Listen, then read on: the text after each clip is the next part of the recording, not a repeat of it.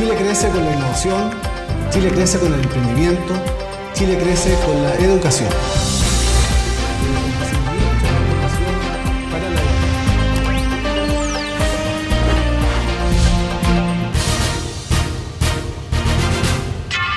Cuando hablamos de servidor público, probablemente él es uno de los muy buenos ejemplos de lo que significa una vida dedicada al servicio público. Fue dirigente estudiantil, fue fundador del MAPU, vivió en el exilio, vivió en México, trabajó en la BUAP, Benemérita Universidad Autónoma de Puebla, volvió a Chile y ha sido diputado por 6 periodos y hoy es senador por Santiago Oriente. Tenemos el privilegio de estar con el senador Carlos Montes.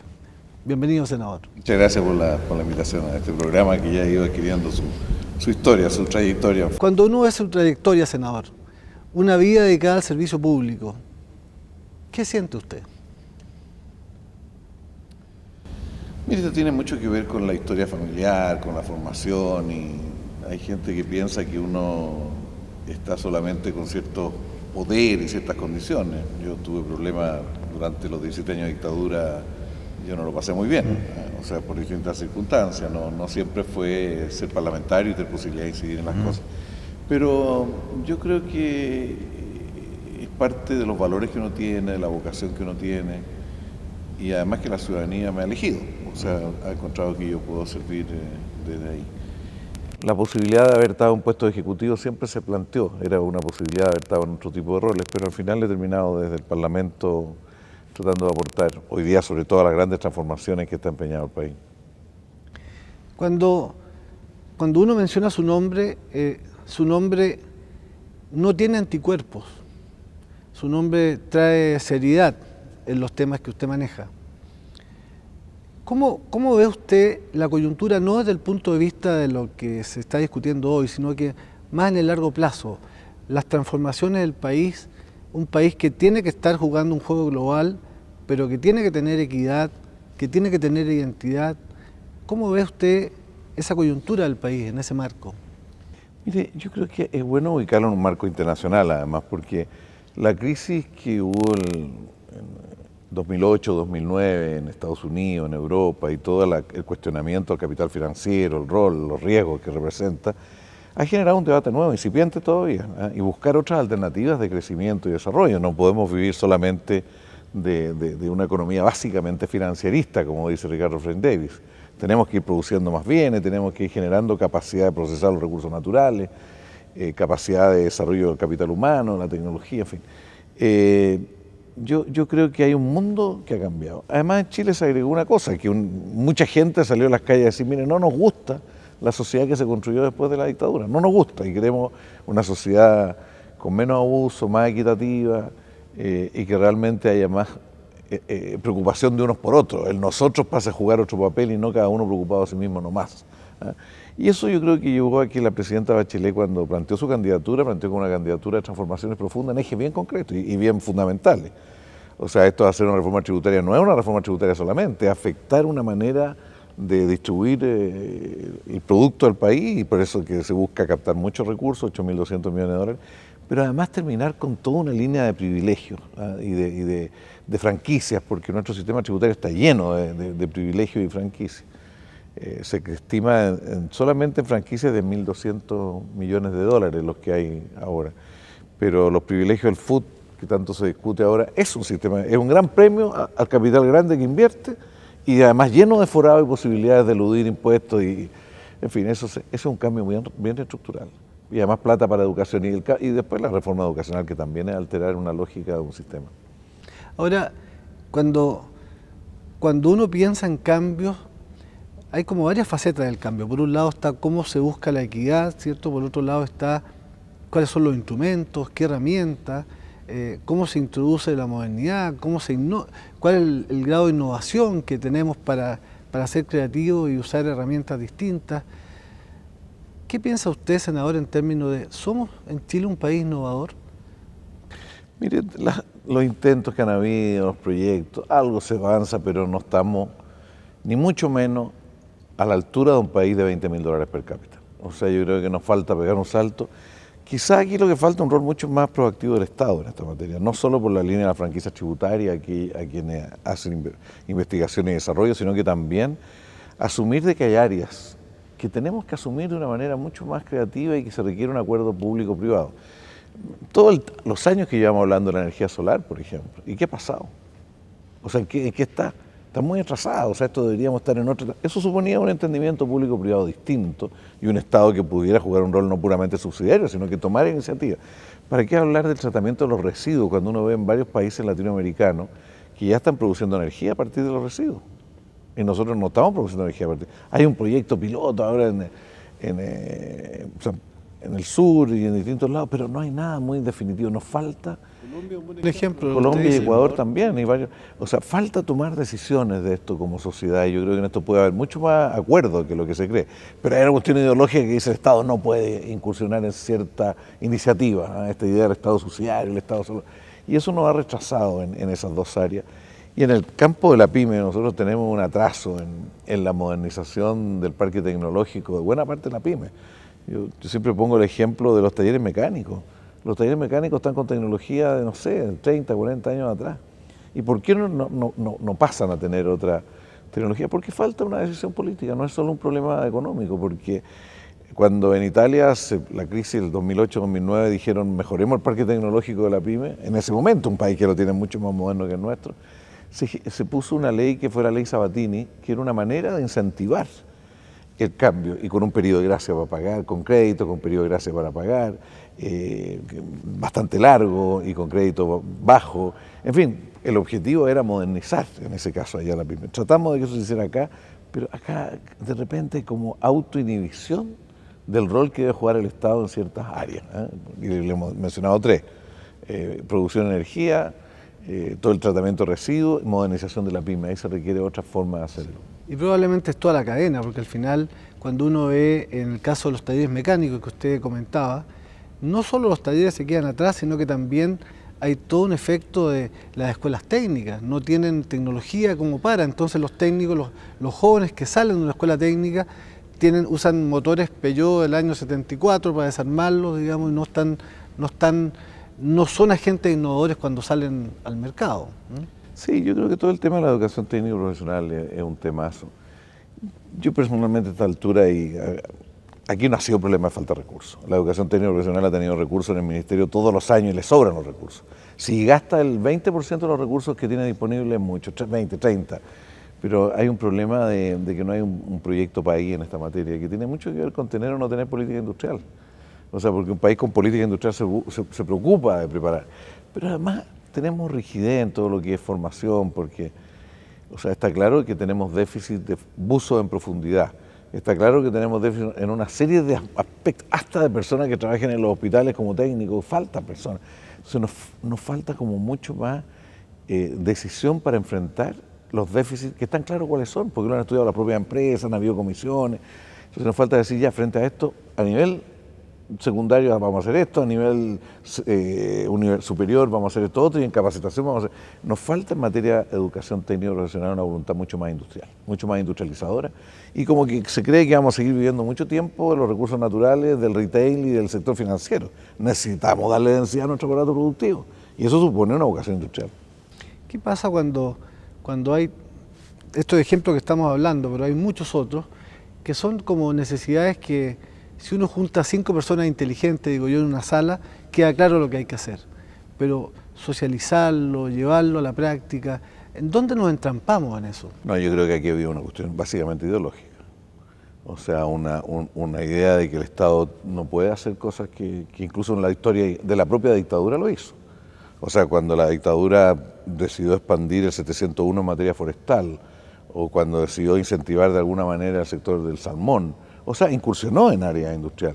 Pero después llegó una cierta visión de economistas de gobierno y de oposición que decían, no, el Estado no se puede meter en esto, es el mercado el que tiene que producir solo.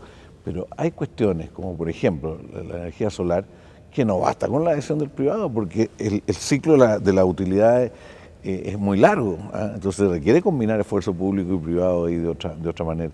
Yo creo que aquí había una restricción ideológica. Yo hasta donde sé, en el caso brasilero, por ejemplo, han sido mucho menos restrictivos en esto, han tenido un concepto más amplio, porque no tienen esta constitución que tenemos nosotros, que el Estado supuestamente no puede hacer cosas, no puede...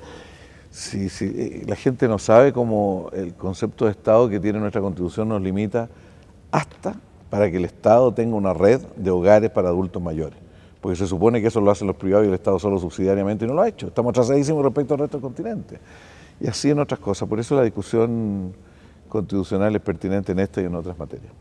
Bueno, de hecho, un buen amigo, Juan Rada, que ha estado en este programa, no sé si usted lo ubica. Muy Juan. bien lo conozco, sí, también es amigo mío. Juan, siempre hemos hablado mucho, digamos, de este tema de armar esquemas público-privados donde hayan centros de investigación para fomentar innovaciones dentro de ciertas áreas. Lo que Juan postula es que la regulación va generando la innovación y que la innovación no pasa sola. Es bien interesante lo que... Ahora, en otro tema, cuando nosotros decimos, a ver, el país tiene que avanzar en un área o tiene que ser, pensando en un mercado ya más global, senador, exportación de servicios desde Chile. Se han hecho varios intentos. Yo me acuerdo que en algún momento, yo siendo presidente de ACTI y después tuve la vicepresidenta de la Fundación País Digital, hicimos algunos esfuerzos de que Chile fuera un lugar donde se pudieran exportar servicios de tecnología. Al final nos falló. O sea, han pasado cosas, pero muy pocas. Y ahí tiene que ver con un tema de coordinación público-privada, porque estaba Corfo metido, habían empresas que querían exportar servicios, como que nos falta la chaucha para el peso en algunas cosas para poder jugar un rol como Chile más allá de los recursos naturales.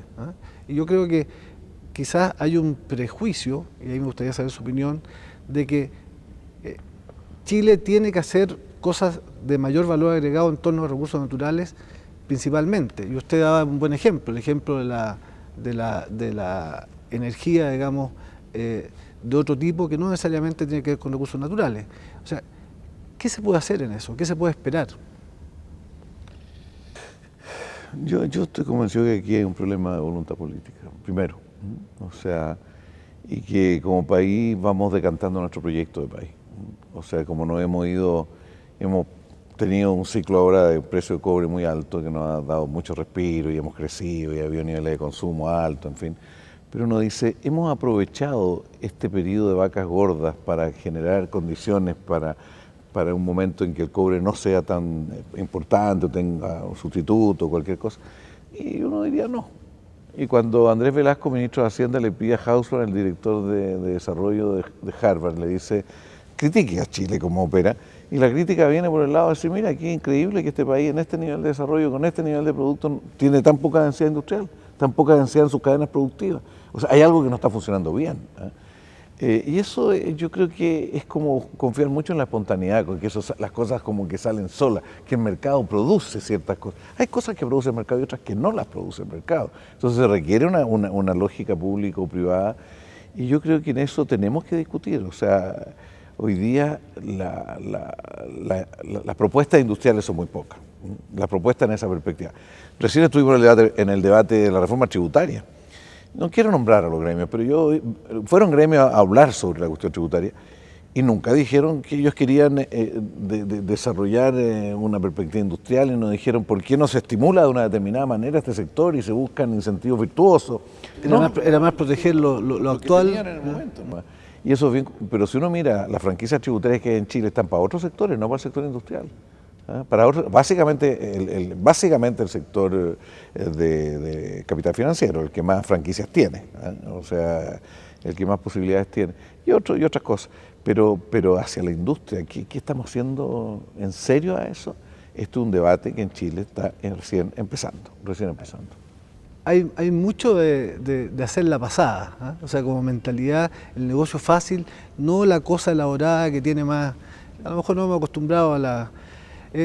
vamos a tomarnos un minutito para hacer una pausa y agradecer a nuestros auspiciadores que hacen posible este programa, a la consultora Berger y Berger y al software educacional Galileo, que está cambiando la educación en Latinoamérica.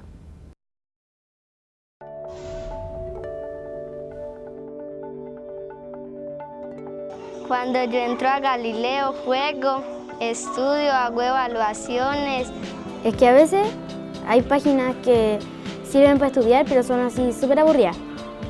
Y esta no, pues esto es como más tecnología, y es más divertido porque los contenidos tienen dibujos, videos y... Me gustó mucho meterme a Galileo porque yo podía jugar y a la vez aprender. Cuando le enviábamos los trabajos por Galileo, ellos tenían la labor de meterse a un computador. El 85% de los alumnos venían con su tarea hecha el día siguiente. Y específicamente Galileo lo tenemos desde este año. Pero Galileo nos ofrece otra forma de trabajo. Nos ayuda bastante porque están los contenidos y los temas a trabajar de cada grado dosificados de acuerdo a nuestro diseño curricular. ¿Por qué? Porque es más gráfico, es visual.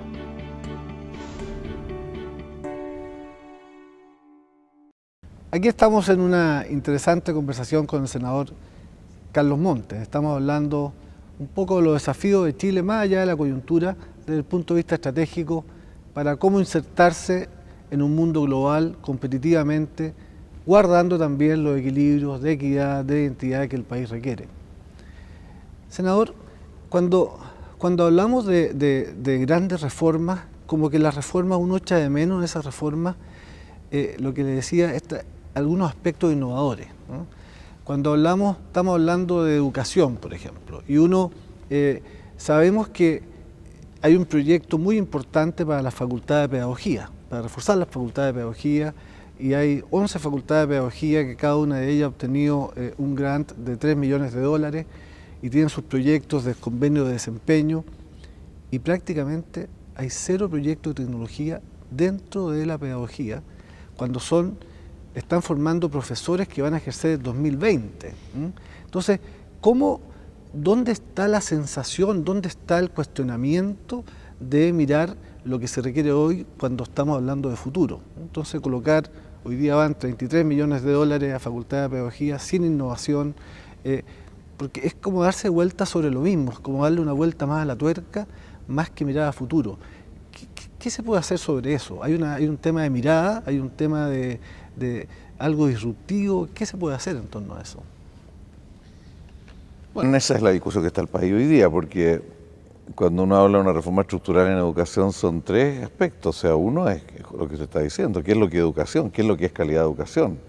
Porque a alguien se le ocurrió que todo se reducía a unas pruebas psicométricas del SIMSI y que eso era calidad y que eso era capacidad innovadora, creadora, desarrollo de personas. No, eso es eso. Una prueba para ver si en los conocimientos en esos aspectos también o no. Yo creo que este es un tema central. ¿Y qué es lo que se hace en un país como Chile ahora? ¿Por dónde orientar la educación? Este es un debate que está recién empezando, pues se está discutiendo mucho más la reorganización, terminar con este sistema de mercado que ha hecho daño y hay consenso en que para la educación esto, pensar que echar a competir colegios, echar a competir universidades y a producir gran calidad, y no produjo ni la calidad y produjo mucha desigualdad social. Entonces, y también lo otro que se plantea es que hay que crear una nueva educación pública, yo lo encuentro fundamental. Pero ¿cómo incorporar esto más de discusión de contenidos, qué es lo que es la educación y cómo se hace? Es algo que yo creo que está recién empezando. Desgraciadamente eso no está en el centro porque tiene que ver con filósofos y tiene que ver con ingenieros, por decirlo así. Tiene que ver con la cosa muy global y tiene que ver con la cosa muy específica de la técnica y todo. Yo creo que aquí se requiere pensar no solo la profesión en función de qué rinde más en el corto plazo, excedentes, se requiere tener proyectos. Y si nosotros decimos energía solar, tenemos que formar gente para energía solar. ¿Dónde estamos? Fíjese, la discusión nuestra todos los años a propósito de los recursos con ICIT es que hay un fondo para eso. Nada más que para mandar gente a formar gente acá, etc. Y en cada uno de los temas que yo Varias decenas de millones de dólares. Es que la plata la tenemos y en el fondo dentro de esa plata asignar parte de esos recursos para ciertos fines. Pero se dice, no, aquí veamos lo que se presenta, lo que surge y ahí seleccionaremos. O sea, hay una dificultad para entender de que la política tiene que ver con opciones. No es un puro problema que el mercado juega su papel, pero la política, la conducción del país juega.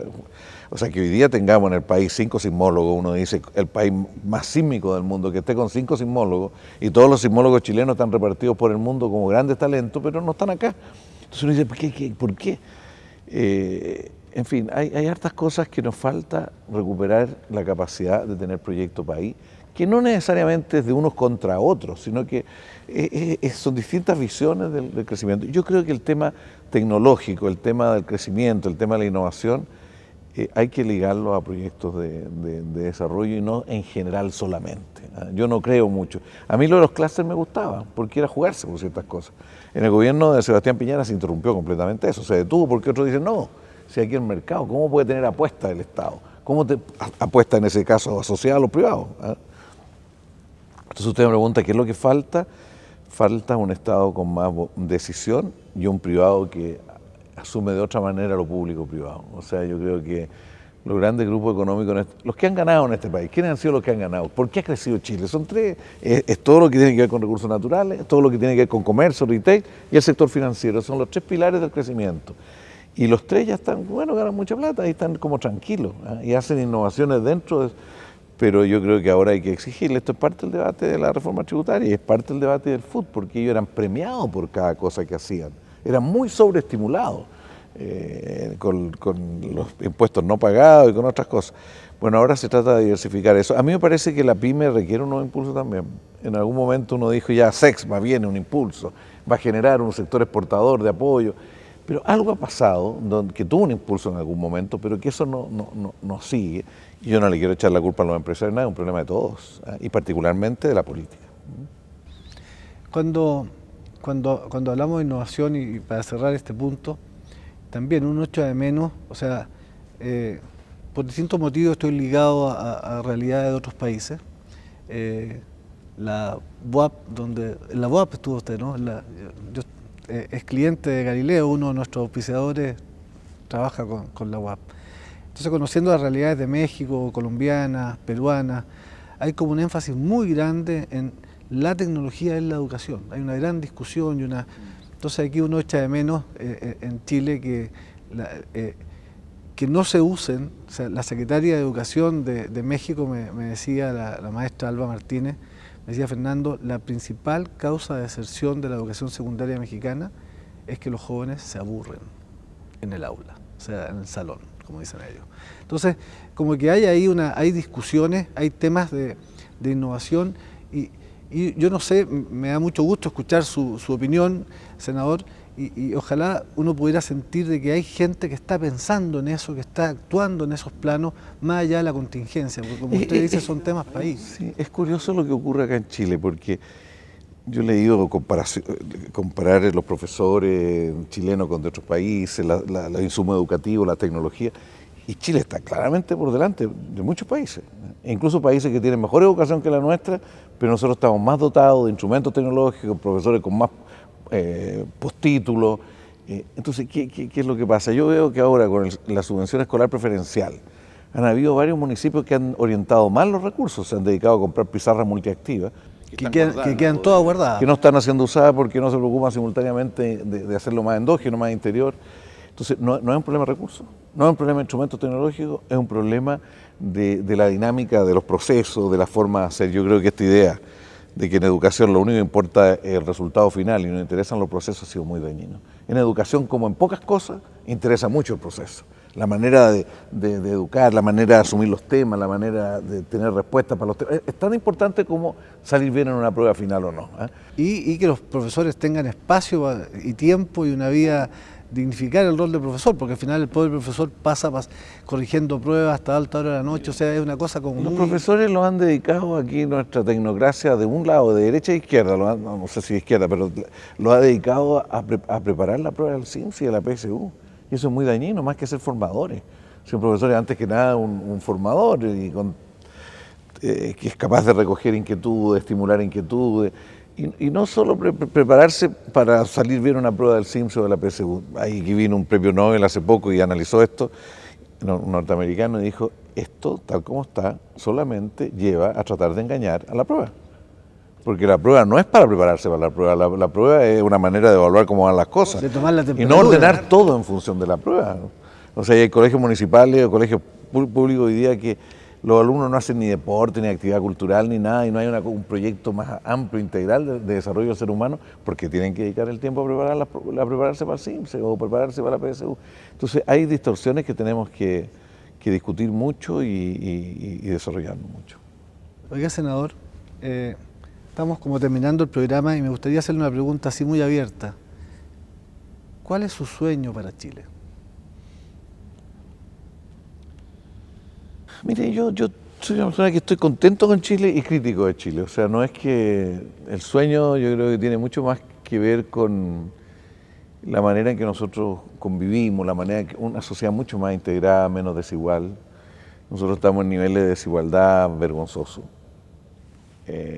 Si nos comparamos con Uruguay, por ejemplo, Uruguay tiene otro nivel. O sea, nosotros estamos en el extremo de lo desigual, que no fue propio de la historia de Chile. O sea, de repente, claro, está tan concentrado el crecimiento en ciertos sectores y de los ingresos, del producto, que ha generado muchas desigualdades. Yo sí creo que esto no basta con ganas. Es necesario un país que tiene un concepto, pero también un modelo de desarrollo que tiene bases más materiales, más equitativas. Y eso pasa también por la cuestión industrial. O sea, porque el tipo de puesto de trabajo que genera la minería, que genera el retail o que genera el sector financiero, no es lo mismo que en una tarea industrial y en ese marco definir nuestra propia vocación. ¿Qué es lo que le podemos aportar? Usted decía hace un rato que nosotros se dijo que Chile iba a ser un exportador de servicios para América Latina y que desde acá se Eso fue una idea. Entre esa idea y los procesos concretos para poder llegar a esa idea hubo una tremenda distancia y solo esas cosas no surgen. Eso no es un problema de puro mercado que va a generarla, se requiere intervención del factor del mercado, sí, de los privados, pero también un factor de opciones políticas. Opciones políticas, foco y mucha persistencia. Y mucha persistencia. Oiga, senador, queremos aprovechar esta ocasión de entregarle un regalo de uno de nuestros auspiciadores, de Galileo. Galileo es un software educacional que está presente en México, en Colombia, en Perú y en Chile. Y es una beca para 2 establecimientos de su circunscripción. Mire usted. Así que usted ahí, a través de su oficina, digamos, si se lo entrega a un par de establecimientos, vamos a estar muy contentos de que los niños puedan usar la tecnología para mejorar sus procesos de aprendizaje. Muchas gracias. Después le voy a preguntar en qué consiste la beca, pero por lo menos aquí dice beca para 2 establecimientos. Para 2 establecimientos, que todos los niños tengan acceso, digamos, a la plataforma y puedan estudiar. Digamos, sí, muy interesante. Muchísimas gracias. No, con todo lo contrario. Gracias a usted por acompañarnos en este programa, senador, y le deseamos mucha suerte y persistencia, porque eso parece que en política es vital para poder seguir adelante llevando todas las ideas innovadoras que usted promueve. Yo además le diría a su programa y a todos ustedes que en un momento que el país está con transformaciones estructurales es bien importante meterse al debate. O sea, el debate tiene que ir abriendo, o sea, si esto no va a salir solo de los espacios que hay. O sea, por eso que programas como el de ustedes es muy importante. Muchas gracias, senador. Gracias a ustedes por acompañarnos en este nuevo programa y hasta una próxima. Chile crece con la innovación, Chile crece con el emprendimiento, Chile crece con la educación.